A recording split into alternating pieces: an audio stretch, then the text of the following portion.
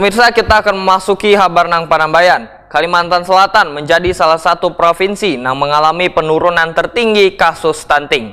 Berdasarkan data survei status gizi balita Indonesia tahun 2019, angka stunting nasional sebesar 27,67%. Proporsi balita stunting di Kalimantan Selatan sebanyak 31,75%. Sedangkan data survei status gizi balita Indonesia tahun 2021 adalah sebesar 24,4%.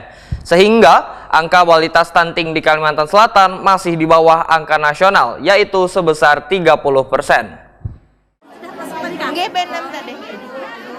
Kalimantan Selatan menjadi salah satu provinsi yang mengalami penurunan tertinggi kasus stunting. Berdasarkan data survei status gizi balita Indonesia tahun 2019, angka stunting nasional sebesar 27,67%. Proporsi balita stunting di Kalimantan Selatan sebanyak 31,75%, sedangkan data survei status gizi balita Indonesia tahun 2021 sebesar 24,4%. Sehingga angka balita stunting di Kalimantan Selatan masih di bawah angka nasional, yaitu sebesar 30%.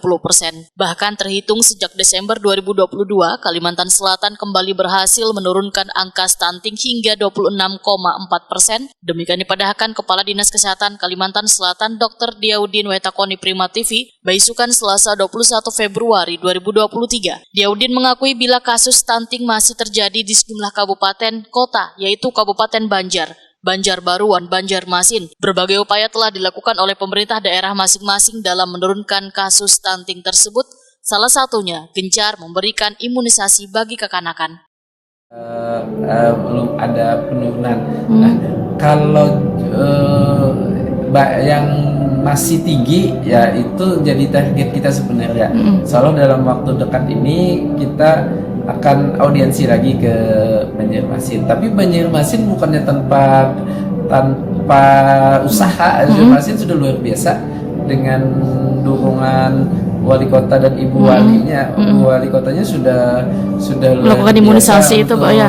Asosiasi, tapi memang jumlah penduduk yang banyak itu juga mempengaruhi tingkat kesuksesannya kan. Mungkin masalahnya juga berbeda, dan ini yang kita mau dalami lagi karena cuma Banjarmasin. Soalnya semua kabupaten kita akan kembali lagi keliling untuk membicarakan sama-sama, mengevaluasi apa sih yang bisa kita lakukan ke depan untuk lebih menurunkan lagi.